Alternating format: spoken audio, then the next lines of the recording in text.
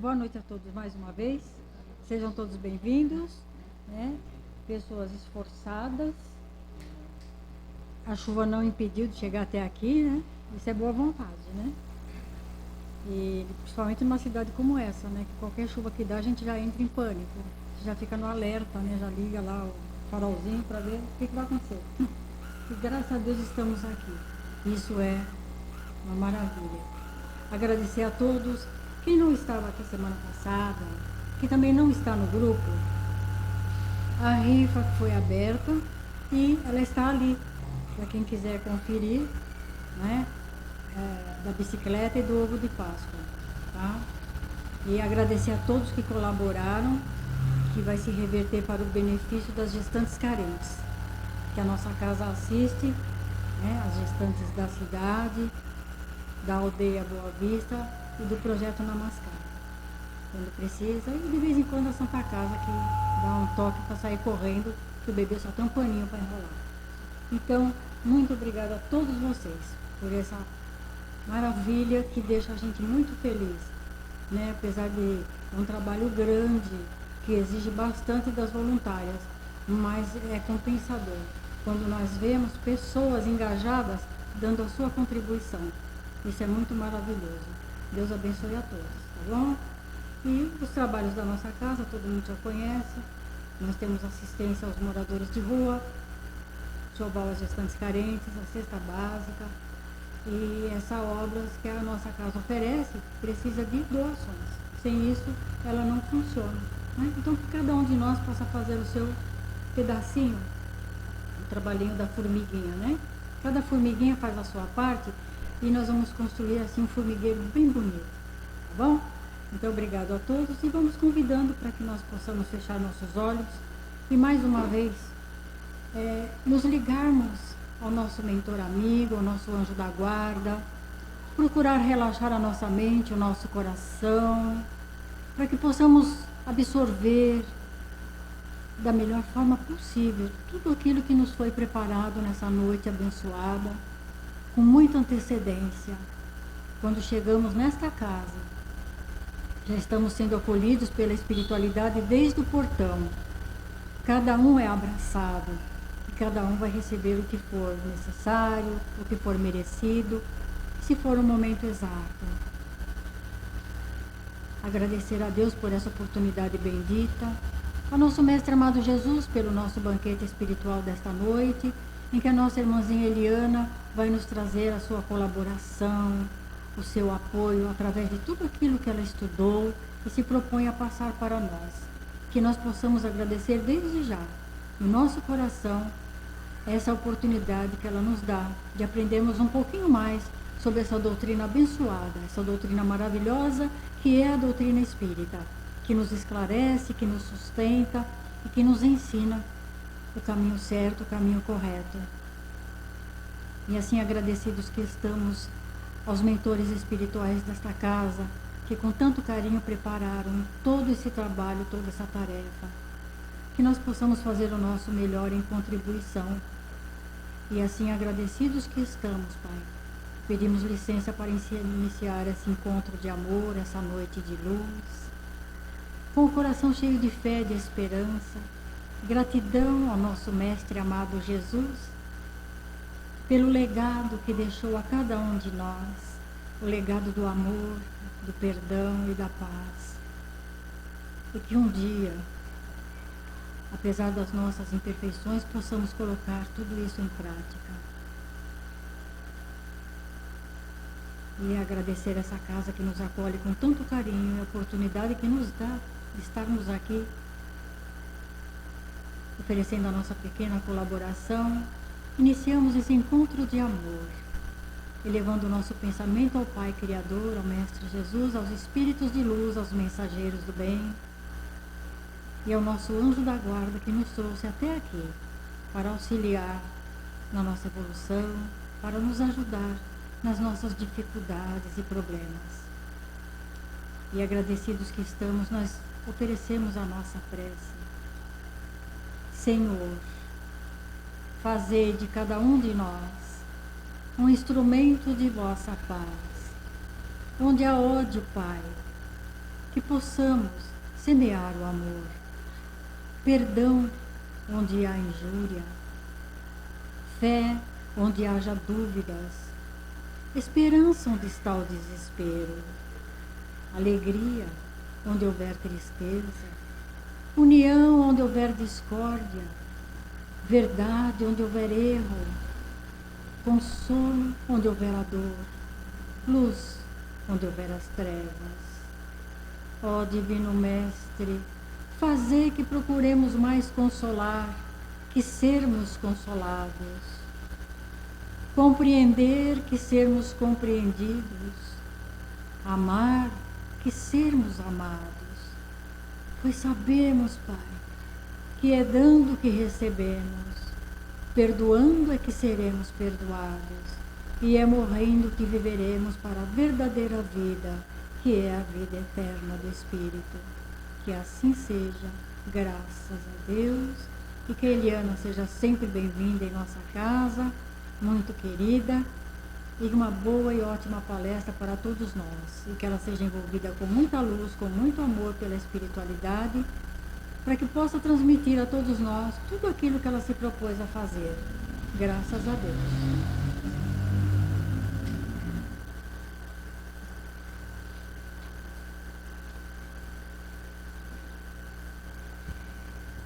Bom, uma boa noite a todos.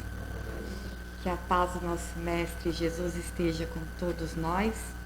Que Ele siga nos intuindo e nos iluminando para que a gente possa trazer as reflexões dessa noite. Eu peço de antemão já perdão se eu não conseguir concluir em 40 minutos, porque esse estudo é um estudo muito denso e demandou muito tempo, e se a gente tira alguma peça do quebra-cabeça, parece que fica faltando, mas eu vou tentar ser breve. Então a gente vai estudar hoje sobre as tentações no deserto, e a gente vai aprender um pouquinho sobre o que seriam as tentações.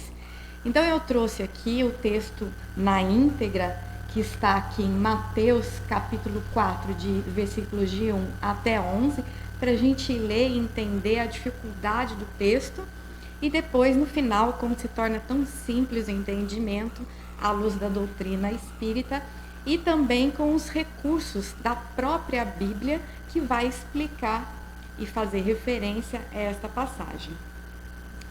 Então, essa passagem diz o seguinte, que está em Mateus: Jesus foi conduzido pelo Espírito ao deserto para ser tentado pelo diabo. Após ter jejuado 40 dias e 40 noites, teve fome. Aproximando-se o tentador, lhe disse: se és filho de Deus, diz para que estas pedras se tornem pães. Ele respondendo disse: Jesus, está escrito: não somente de pão viverá o homem, mas de toda palavra que sai da boca de Deus.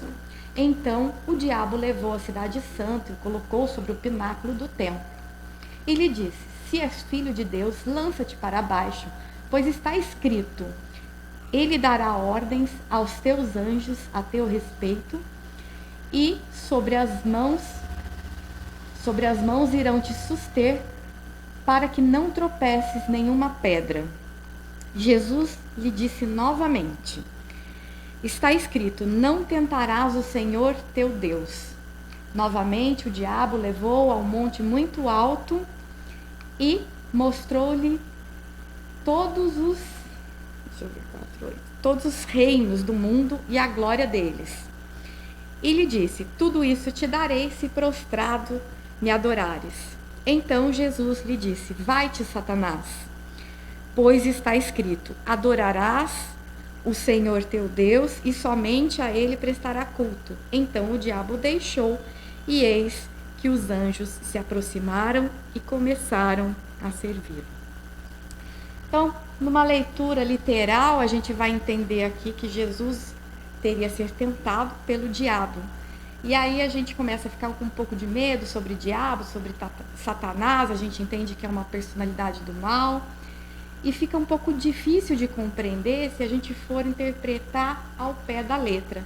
Então, o que a gente faz quando a gente vai estudar um texto bíblico, né? Nós grifamos aqui algumas letras, algumas palavras-chave e buscamos uma das interpretações possíveis a esta passagem.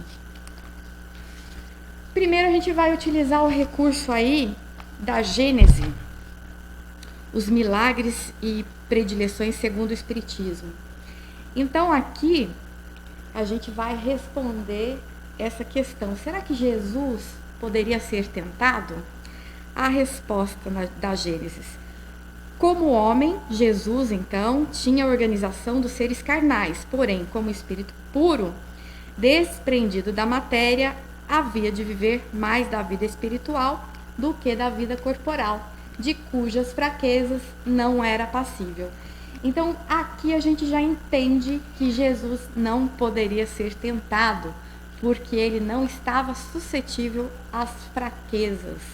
Dominava de modo absoluto a matéria e seu perispírito. Sua alma provavelmente não se achava presa ao corpo. Aqui a gente começa já a ter uma resposta, e a gente vê aqui na escala espírita que Jesus estava na primeira ordem, então era um espírito puro e perfeito, portanto ele não poderia ser tentado. E aí a gente vai entender o que então é Satanás.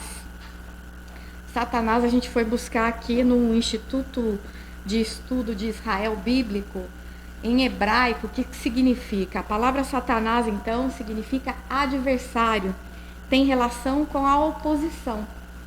O nome pessoal para Satanás também é utilizado aqui em Jó, o Satanás.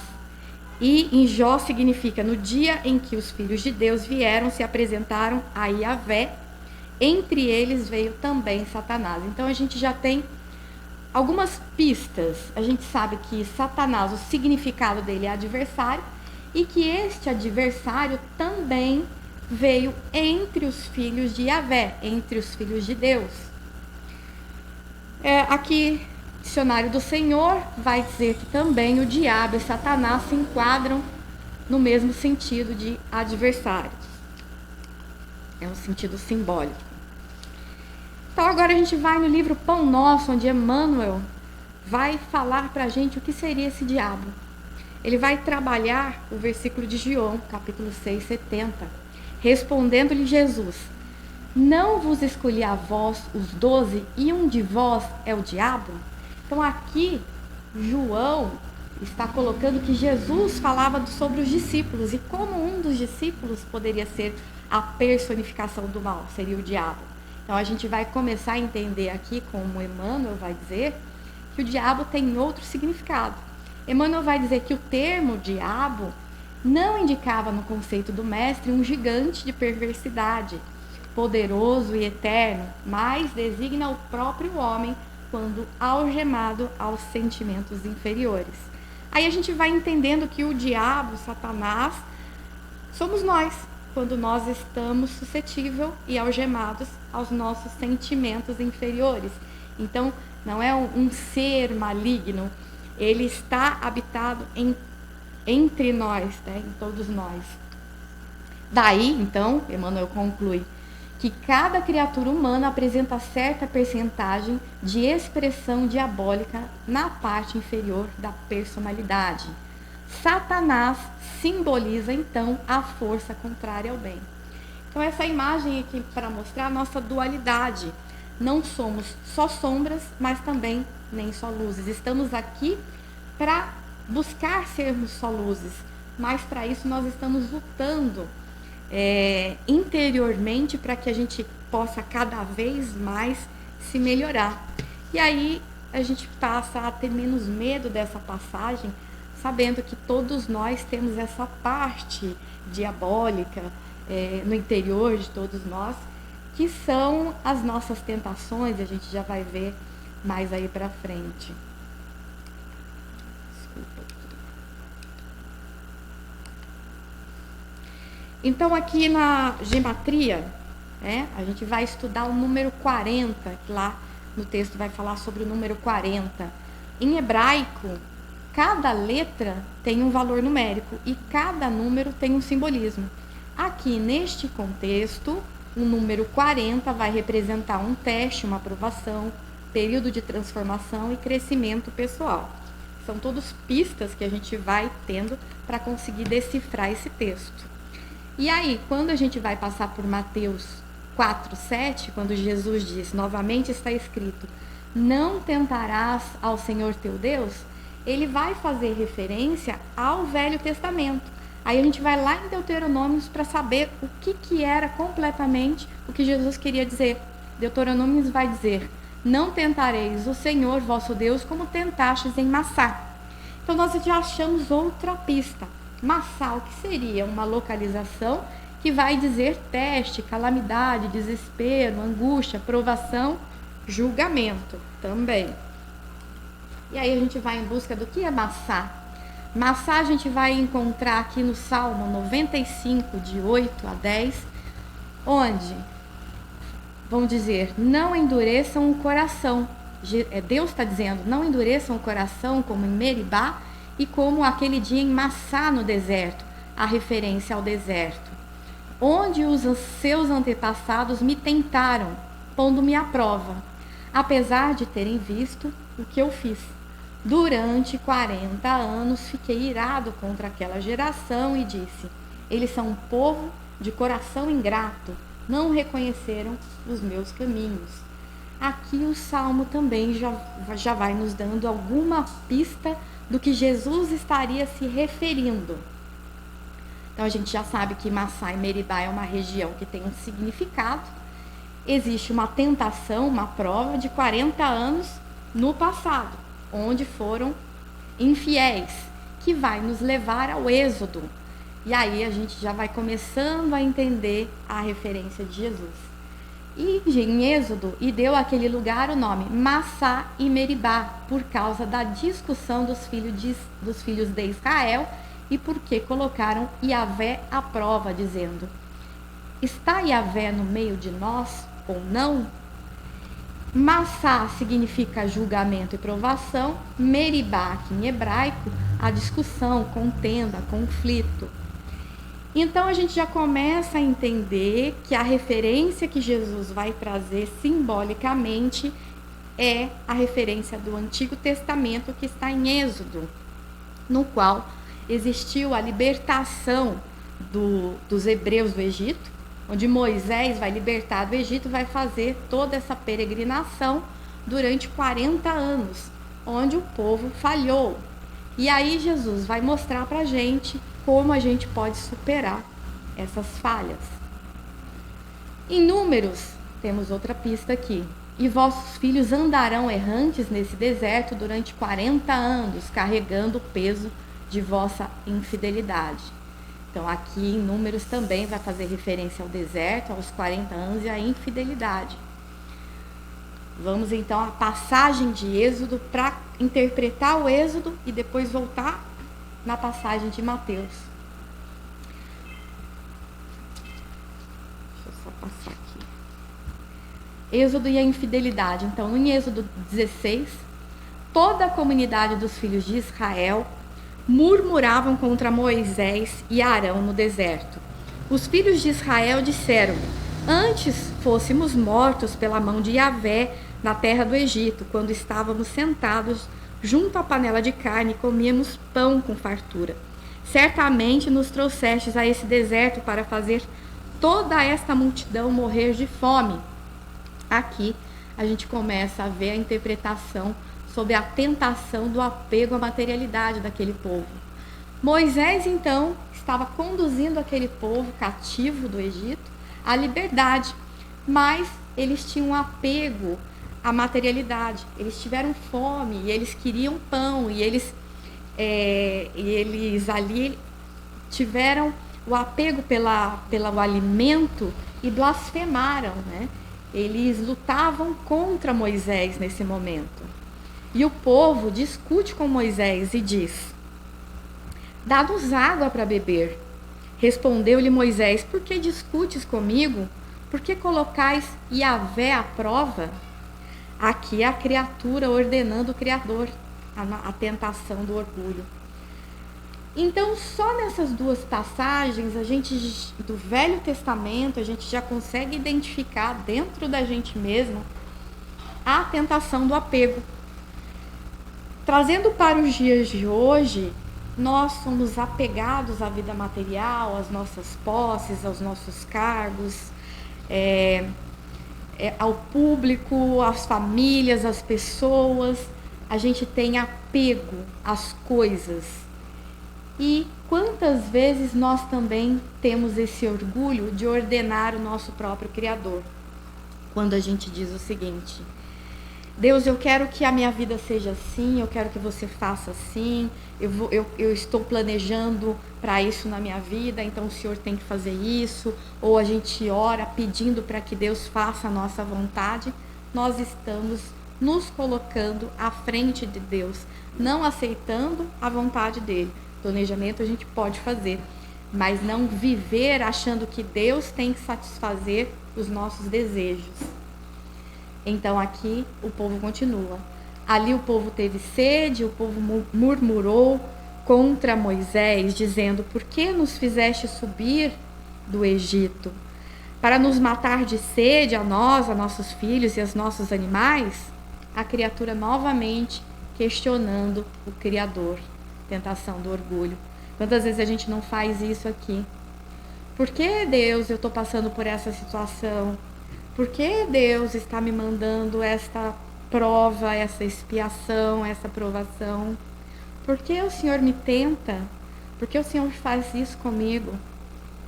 Quantas vezes a gente questiona o próprio Criador e deixa de ter entendimento e ter fé e confiança, sabendo que tudo que nos acontece é para o nosso próprio merecimento, aprendizado e evolução. Quando o povo viu a Moisés, viu que Moisés tardava a descer da montanha, congregou-se em torno de Arão e lhe disse: vamos fazer-nos um Deus que vá à nossa frente, porque a esse Moisés, a esse homem que nos fez subir da terra do Egito, não sabemos o que lhe aconteceu. O ser humano aqui criando deuses para idolatrar. Nova tentação do orgulho. Então aqui, porque Moisés demorou, o povo já queria criar outro Deus para satisfazer os próprios desejos. E quantas vezes a gente não vê deturpação das próprias religiões, criando deuses da prosperidade para satisfazer o nosso próprio egoísmo. Eu oro a Deus para ter carro, eu oro a Deus para abundância em dinheiro, eu oro a Deus para ter facilidades na vida. Eu não estou criando um Deus? Será que este Deus é o Deus que nós estamos falando? Que o Espiritismo veio nos apresentar? Que é o Deus onipotente, onipresente, justo e bom para todos e não só para mim? Então, quanto a gente deturpa dos conhecimentos sobre Deus, que não temos, não entendemos, mas que deturpamos para o nosso próprio bem, para o nosso próprio egoísmo. Então é isso que Jesus vai começar a nos referir. Aqui no livro Sabedoria do Evangelho, o Pastorino vai comentar a passagem de Jesus, agora voltando, né, para o texto de Mateus. Então ele vai dizer aqui que quando aqui Jesus pede para transformar, o diabo pede para transformar pedras em pães, da tentação do egoísmo, são então os nossos apetites egoístas. E em Deuteronômio está: nem só de pão viverá o homem. Quando Jesus vai dizer, ele vai se referir a Deuteronômios. Nem só de pão viverá o homem, mas de toda a palavra que procede da boca do Senhor. Isso aqui é para que a gente compreenda que a alimentação espiritual superior também pode saciar essas fomes. Que a nossa vida não é a vida material. Nós precisamos utilizar ela para o nosso próprio aprendizado, para a nossa evolução. Mas nós precisamos ainda mais da nossa vida espiritual. E quando aqui o diabo vai pedir para Jesus lançar da grande altura, confiando em Deus, aqui Jesus vai responder, citando Deuteronômio: não tentarás o Senhor vosso Deus como tentastes emmaçar. Significa aqui a vaidade de demonstrações traumatúrgicas, confiando em proteções especiais superiores. A tentação da vaidade. Quantos de nós, e eu trabalho em ambulatório médico e a gente vê uma deturpação grande sobre os conhecimentos de Deus, e as pessoas vão dizendo: eu não vou tomar a medicação porque Deus vai me salvar e Ele vai me curar, mas não entendem que a própria medicação e os médicos são misericórdia de Deus para que eles possam curar também a matéria, e que a gente necessita da medicação por misericórdia para que o nosso organismo se equilibre. Então existe uma deturpação muito grande. A gente espera essas proteções especiais, a gente quer ser um melhorzinho, né? O protegido, o filho amado, e os outros não. Então eu quero que ele me salve, mas e os outros? Então eu quero proteção especial para mim, mas e os outros? Deus me ama como ama todos, como ama o presidiário, como ama o psicopata, como ama aqueles que estão, os políticos, aqueles que estão fazendo mal. Ele ama igualmente a todos nós. E nós deturpamos. Nós deturpamos as palavras de Jesus, nós deturpamos Deus. E aí a gente começa a entender que o que fazemos são as tentações que estão dentro de nós, que vão olhando toda a mensagem pura e limpa de Jesus, e o nosso olhar tão contaminado pelo nosso egoísmo, pela nossa vaidade, vai transformando as palavras de Deus e as palavras de Jesus em nossos próprios desejos. E o Evangelho vem trazendo, e a mensagem pura do Evangelho vem descortinando essas escamas que estão nos nossos olhos, para que a gente consiga enxergar a pureza realmente da mensagem de Jesus, que não é para beneficiar nenhuma religião, nem outra, nem uns, nem outros, nem aqueles que estão na religião, nem aqueles que estão fora, mas a todos nós, a todos os filhos. E aí, Pastorino vai falar sobre o orgulho aqui, quando o diabo, então, levou em muito alto e mostrou todos os reinos do mundo, né, e a glória dele, e diz: tudo isso te darei se prostrado me adorares. E Jesus volta com o versículo de Deuteronômios, que diz: o Senhor teu Deus temerás, e a ele servirás, e pelo seu nome jurarás, mostrando que Deus está acima de tudo, e só a Ele podemos e devemos prestar culto, reverência e obediência. Então aqui, quando essa tentação do orgulho, né, o diabo, né, nos leva, ele diz o seguinte pra gente: olha o mundo, eu vou te dar toda essa riqueza, eu vou te dar todo esse status, toda essa popularidade, essa visibilidade, se você me adorar. E aí a gente passa e consome a nossa vida buscando riquezas, posses, mostrar ser quem não é, ter aparências, ter status. A gente começa a viver num mundo de ilusão.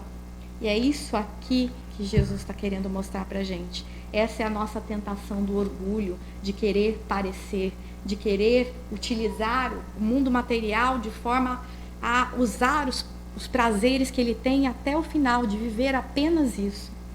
E aqui a resposta de Jesus para ensinar a gente que somente a Deus nós devemos idolatrar, nós devemos prestar culto. Quantos nós não elegemos para estar acima de Deus? Nós colocamos aqui políticos, nós colocamos atores, nós colocamos cantores, nós idolatramos personalidades, nós idolatramos, às vezes, palestrantes, e colocamos à frente de Deus. E Jesus vai dizer: só a Deus devemos idolatrar, é só Ele. Jesus vai dizer isso, que só a Deus é para a gente prestar o culto, é para a gente idolatrar. Bom, então aqui a gente vai para Gênesis novamente, que vai falar sobre a tentação de Jesus. E aqui quem vai trazer a resposta é o próprio discípulo, ou aqui já apóstolo João Evangelista, ele vai dizer que a tentação de Jesus é, pois, uma figura e fora preciso ser cego para tomá-la ao pé da letra. Ele nos mostra o perigo e o meio de evitar as tentações simbolizando aqui Satanás. Então, o que Jesus veio trazer aqui? Veio mostrar para a gente que nós estamos suscetíveis a erros e como a gente faz para superar tudo isso. Jesus não foi arrebatado, diz João Evangelista em A Gênese.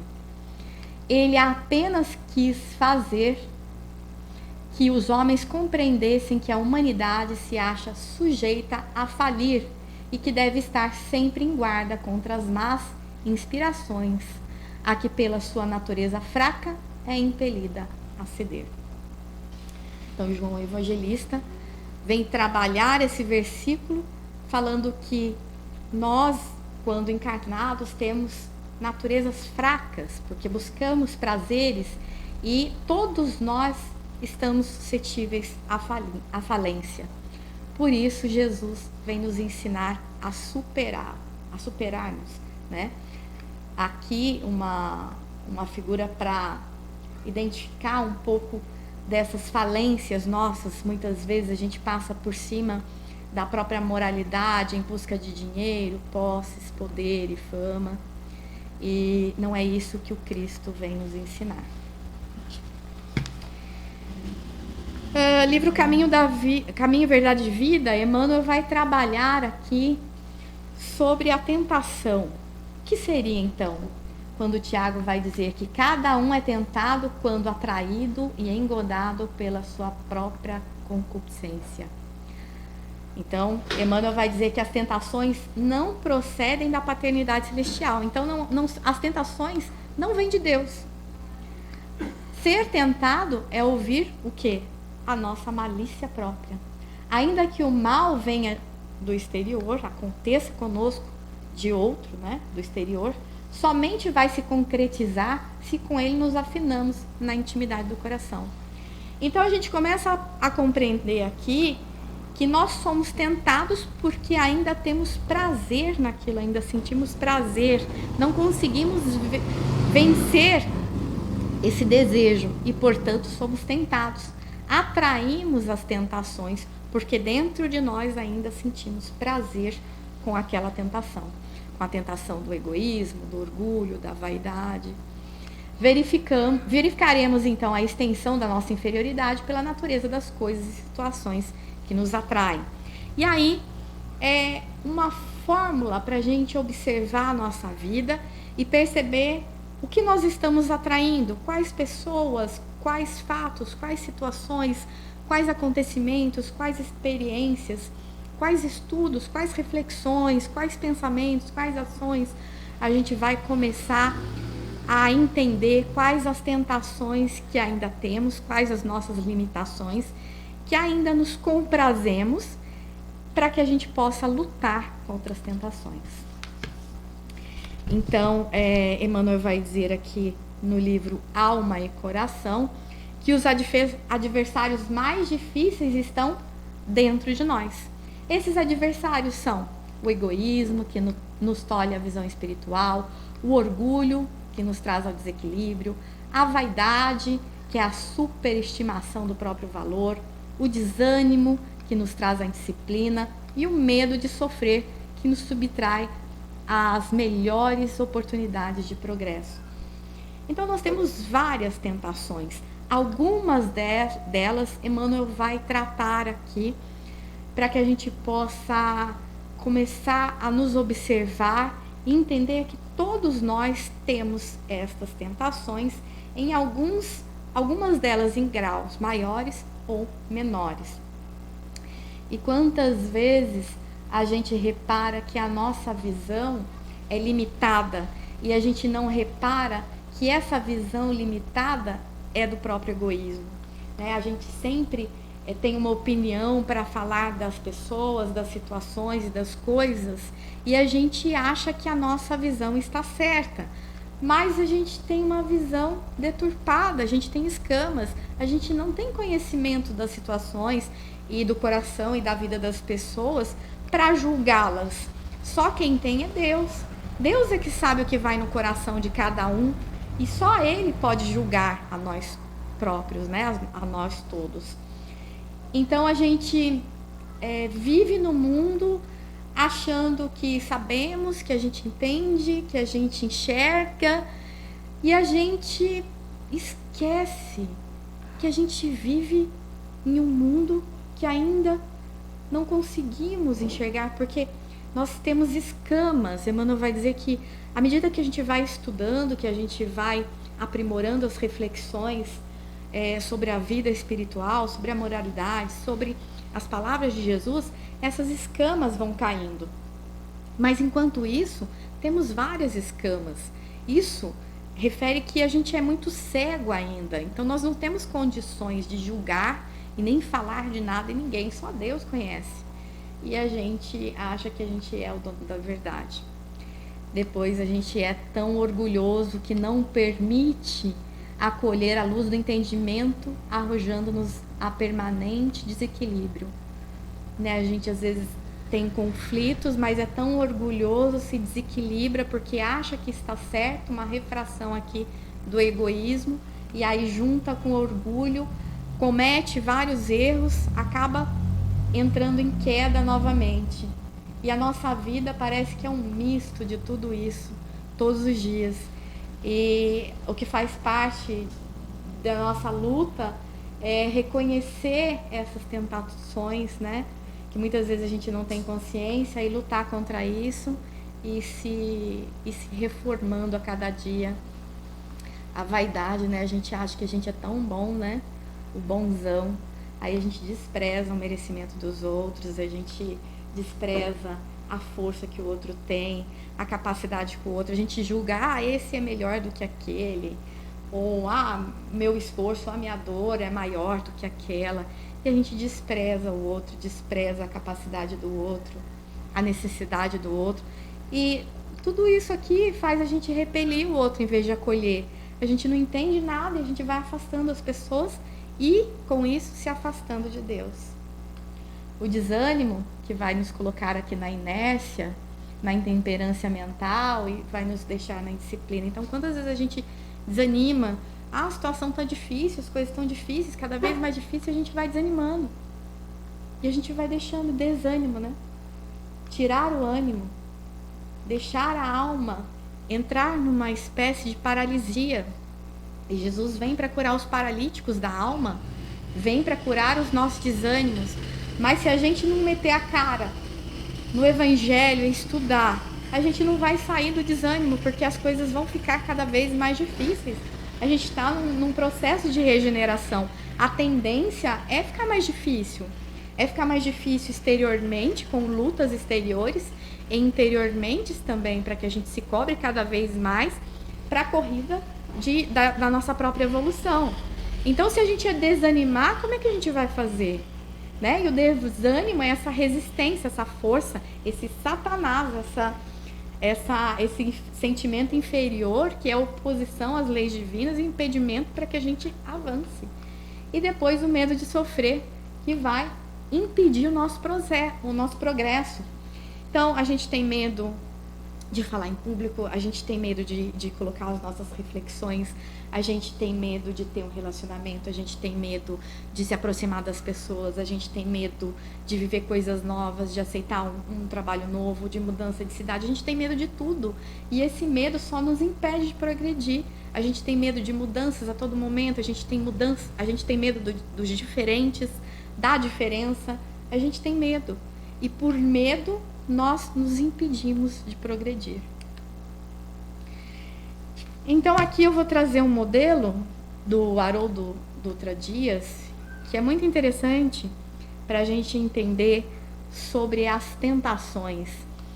Então aqui no Livro dos Espíritos, questão 785, qual o maior obstáculo ao progresso? A resposta: o orgulho e o egoísmo. Estudai todos os vícios e vereis que no fundo de todos há egoísmo. Jesus vai dizer, né? Onde estiver o teu tesouro, aí estará o seu coração. Então, onde que está o seu tesouro? O seu tesouro está aqui na posse? O seu tesouro está no prazer? Está no poder? No prestígio? E todos nós lutamos por alguma coisa.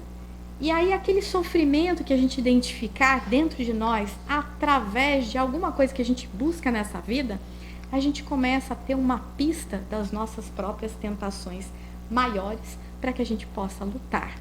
Lembrando que no íntimo, as duas chagas da humanidade é o orgulho e o egoísmo, que vão estar no interior de todas essas refrações de tentações.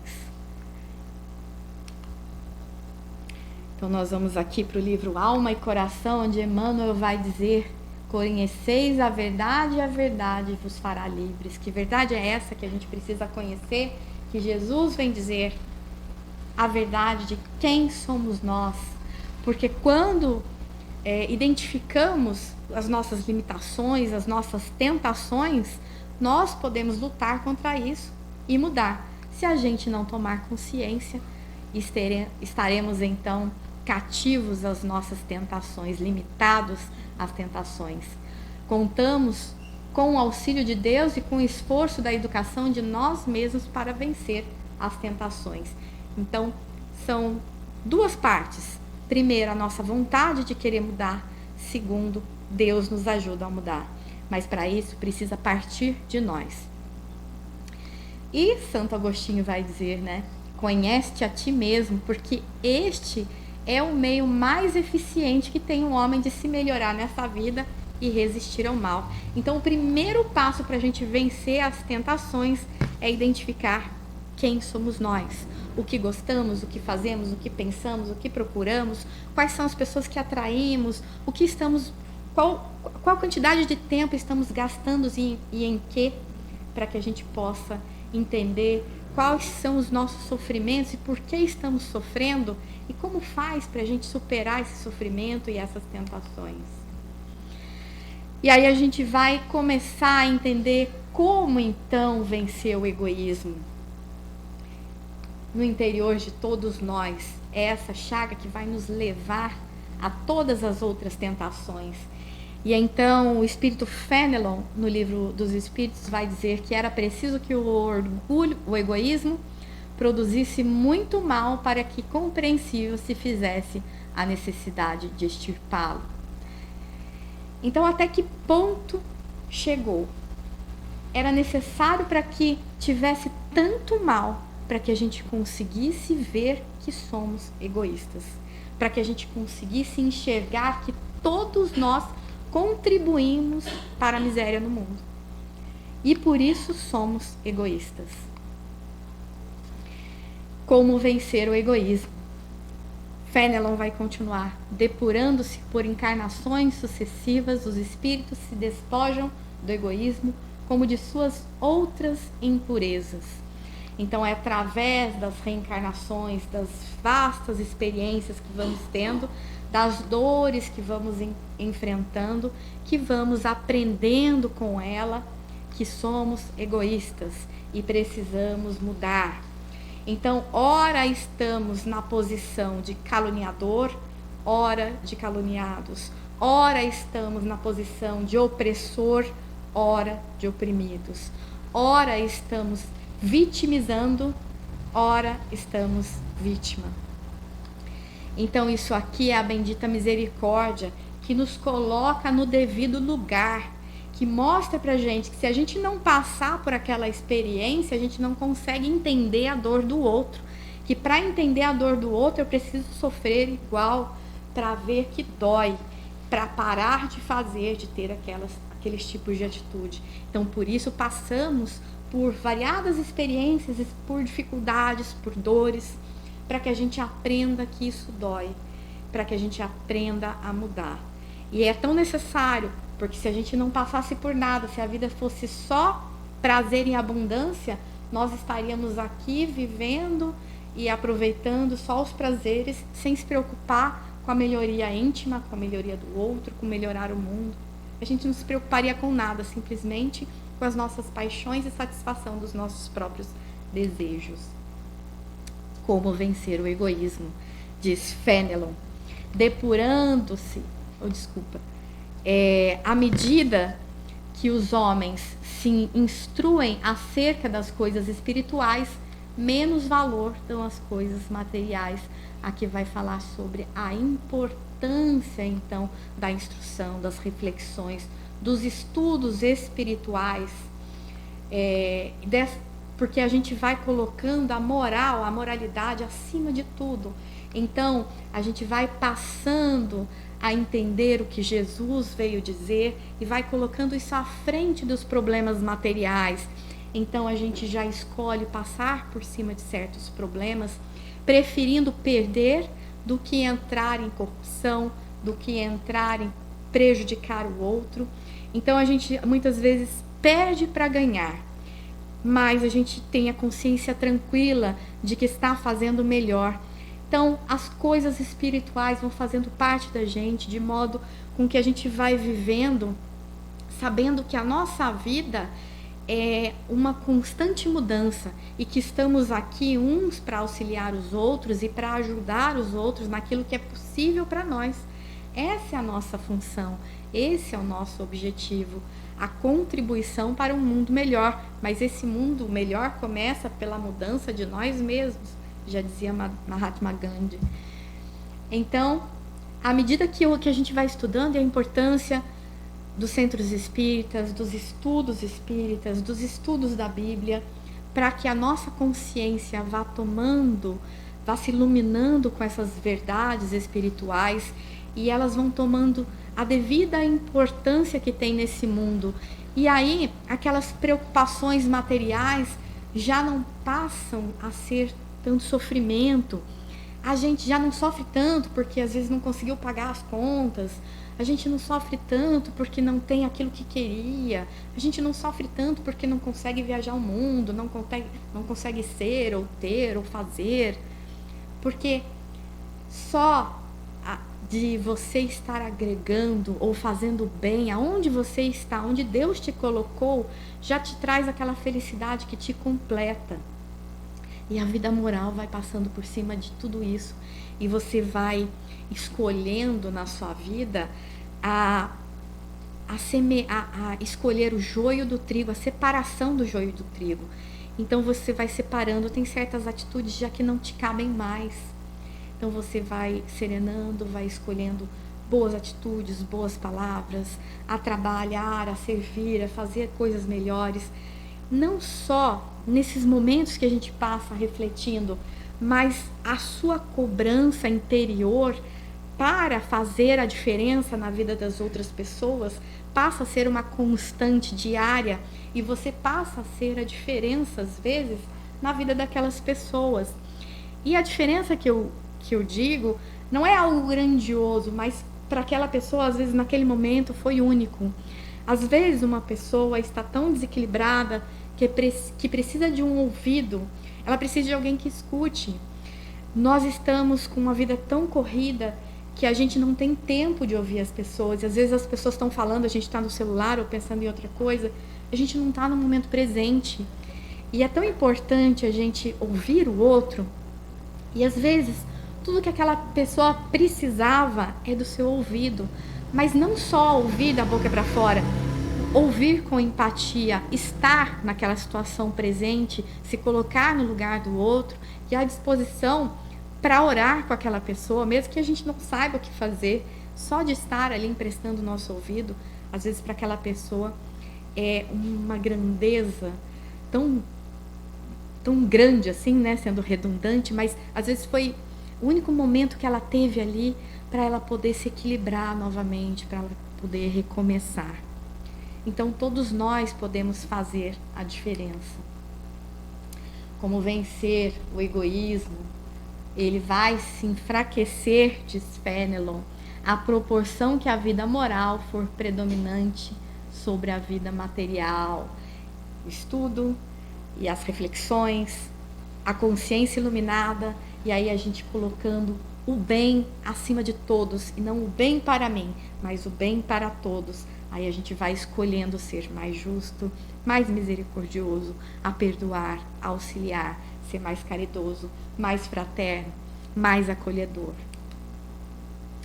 A alma do homem é então igual a esse diamante. Nós estamos assim ainda, ó.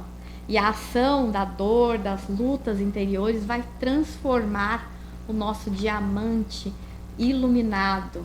E a gente pode ver aqui antes e depois da lapidação. Então a lapidação é a ação da dor, que vai lapidando o nosso coração, que está aqui embrutecido, cristalizado, indiferente.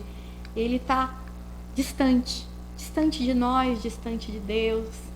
E daí, quando a gente vai estudando sobre o Evangelho, que a gente vai falando sobre Jesus, que a gente vai estudando que a gente vai estudando nos centros espíritas, que a gente vem às palestras, que a gente vai procurando essa vida espiritual mais próxima da gente, a gente vai lutando interiormente para se melhorar.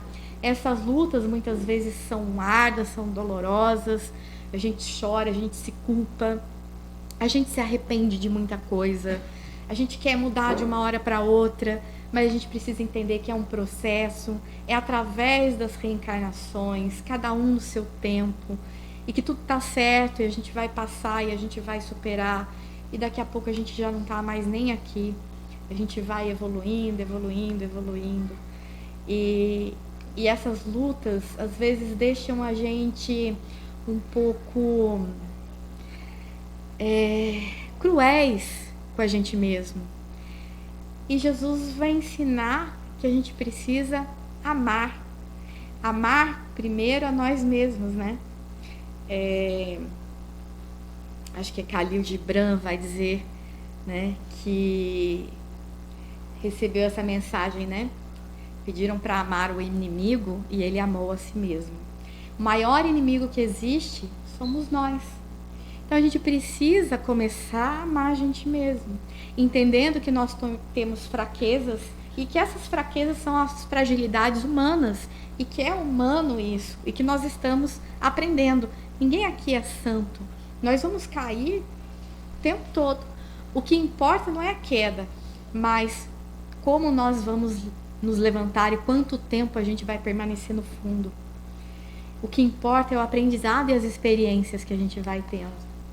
E aí a gente vai finalizando para entender aqui esse versículo que inicialmente parecia tão difícil, tão distante da gente entender, e quando a gente foi trabalhando ele fica tão mais fácil, tão mais leve da gente entender que é um processo de humanidade, que é um processo de superação, que Jesus vai dizer o seguinte: olha, em Moisés, lá quando Moisés libertou o povo do Egito, o povo falou, ele testava Deus, criticava, se colocava na frente de Deus, e a gente às vezes faz isso, mas Jesus veio e passou por essa situação, e aí ele mostra como que a gente vai fazer para não falhar como o povo hebreu falhou quando Moisés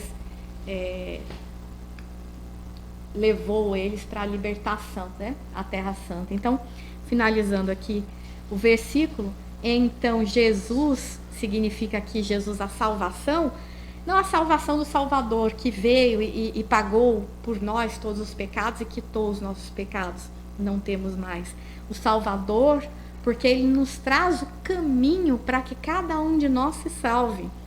Jesus foi conduzido pelo Espírito ao deserto. Esse deserto vai simbolizar aqui as nossas provas, as nossas expiações, para ser tentado pelo diabo. Que diabo é esse? Nós somos tentados pelos nossos sentimentos inferiores, para ver se a gente vai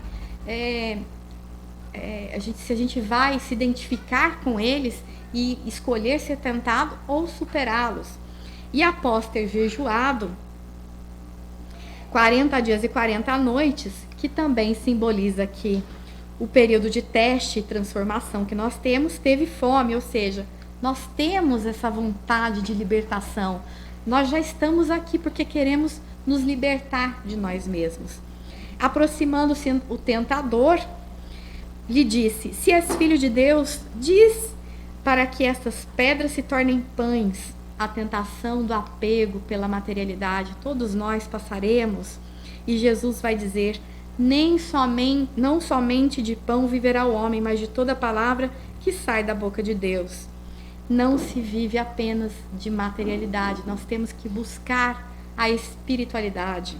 E daí o diabo, ou seja, sentimentos inferiores, vai levar à cidade santa e o colocou sobre o pináculo do templo e lhe disse: se és filho de Deus, lança-te para baixo, pois está escrito: ele dará ordem aos seus anjos a teu respeito, e sobre as mãos irão te suster, para que não tropeces em nenhuma pedra.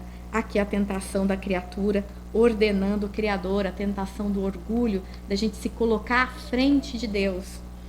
Todos nós passamos por isso.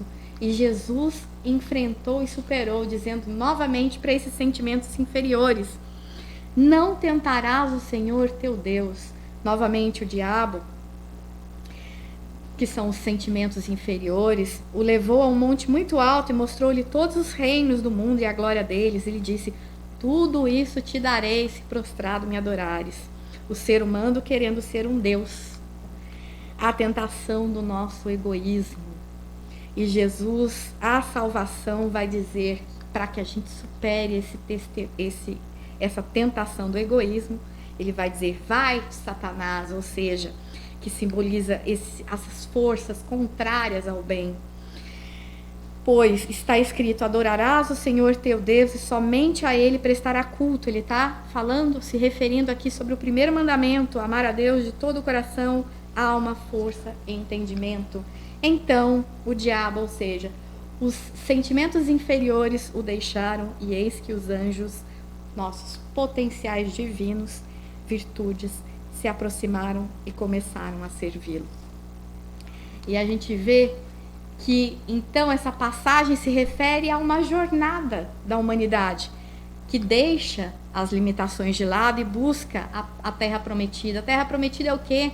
É o Evangelho, é viver essas lições, é libertar-nos da escravidão dos nossos sentidos e das nossas paixões, em busca da nossa harmonização, da nossa religação com Deus.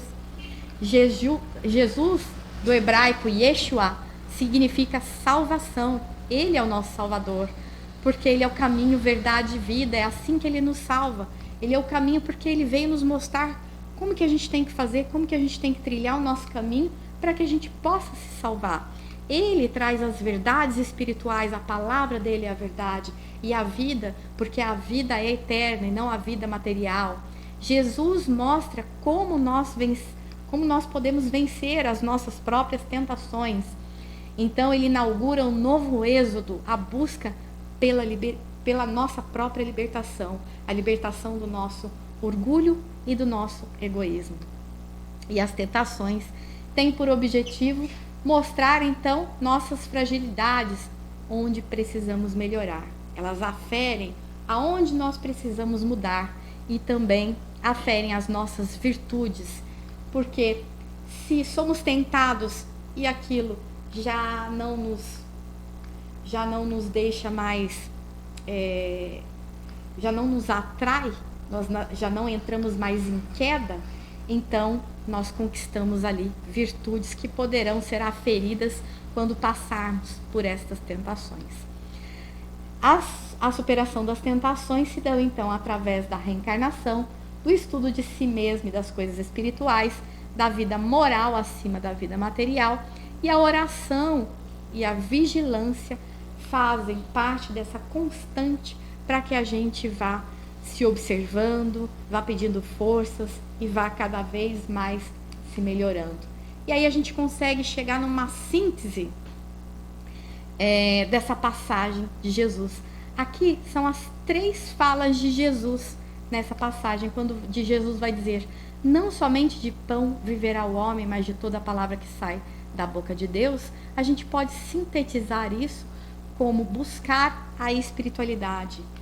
Não tentarás o Senhor teu Deus, podemos sintetizar como termos fé, no sentido de fidelidade. E adorarás o Senhor a teu Deus e somente a Ele prestará culto. Ele está se referindo aqui ao primeiro mandamento: amar a Deus de todo o coração, alma, força e entendimento. Então parece que Jesus vem nos mostrar uma sequência e uma condição que sem esta não é possível passar para a próxima fase. Para que eu tenha fé, fé no sentido hebraico é de crença, mas também de fidelidade às leis divinas, eu preciso então ter espiritualidade. O que é ter? É buscar o conhecimento sobre as coisas do alto, sobre Jesus, sobre a palavra, sobre o evangelho, sobre a Bíblia e tentar vivê-las. Quando eu passo a tentar vivê-las, eu começo a combater as minhas tentações aqui. E aí eu entro na luta cristã de mim comigo mesmo, com o meu orgulho, com a minha vaidade, com o meu egoísmo. E aí eu vou tentando criar essa fidelidade, a fidelidade às palavras do Cristo. À medida que eu falo, eu tento agir. Se eu falo e ajo, então eu estou sendo fiel. Se eu já estou sendo fiel e eu já consegui evoluir, então eu passo para a terceira fase, que é amar a Deus de todo o coração. Porque só ama a Deus de todo o coração aquele que é fiel e aquele que tem espiritualidade. Senão não podemos dizer que amamos a Deus. Jesus fazia a vontade de Deus. Ele dizia que o alimento dele era fazer a vontade de Deus e por isso Deus vivia nele. Para que Deus possa viver em nós e para que possamos amar a Deus, precisamos então galgar a fidelidade, construir a nossa fé e com isso a espiritualidade vai nos trazer essa fidelidade que posteriormente vamos poder dizer que amamos a Deus de todo o coração. E assim Jesus vai dizer: no mundo tereis provações, mas animai-vos, eu venci o mundo. Ele é o caminho, a verdade e a vida. Ele veio nos mostrar que todos nós podemos vencer também as provações e vencer o mundo. Muito obrigada a todos e uma boa noite. Boa noite, irmãos. Como estamos na Semana Santa, né? Que é uma época da gente se lembrar do sacrifício que Jesus fez por nós, né? Então vamos fechar os olhos, elevar nossos pensamentos e orar para o nosso Mestre. Amado Mestre Jesus, nessa Semana Santa, honremos e louvemos seu supremo sacrifício pela humanidade. Vós que fostes um exemplo de amor incondicional, entrega ao próximo e humildade. Permita que seu semblante, redivivo através da doutrina espírita, renove em nós o espírito de alegria, amor e caridade. A sua boa nova reverbere em nossos corações, hoje e sempre, nas palavras do Evangelho que nos legaste. Sua grandeza moral e espiritual até hoje não encontraram par sobre a face da terra. Vós que sois exemplo e guia de nossas vidas, nos abençoe com a sua bondade, nos ampare no cumprimento da tarefa que nos delegaste, de amarmos a Deus, nosso Pai eterno, de infinita bondade e misericórdia, e de amarmos ao próximo como vós nos amastes. Envia ao nosso orbe seus espíritos de luz, para que eles nos intuam e orientem no difícil caminho pela porta estreita que nos levará um dia ao reino de Deus. Nos ensine a sempre colocar os interesses coletivos acima dos nossos interesses egoístas, do nosso orgulho, da nossa vaidade e do mal que ainda habita em nós. Sabemos que ainda somos mais trevas do que luz, mas que com o seu amparo e seu exemplo, cada dia nossa tênue luz iluminará um pouco mais a escuridão que ainda existe dentro de nós. Agradecemos por todo o bem que nos fizeste, ainda que não fôssemos dignos e merecedores dele, e pedimos perdão por toda a incompreensão e tortura que sofreste, pois possivelmente até alguns de nós tenhamos causado esse mal em nossas encarnações anteriores. Que Deus, nosso Pai Altíssimo, nos abençoe a todos, nos perdoe pelas nossas faltas e nos proteja. Permita que nossos espíritos imortais sigam sempre evoluindo e trabalhando em sua obra, essa bendita seara do bem. Que assim seja, graças a Deus. Então vamos agora aguardar em silêncio, em meditação, os pensamentos elevados, essa bênção do passe. Boa noite a todos.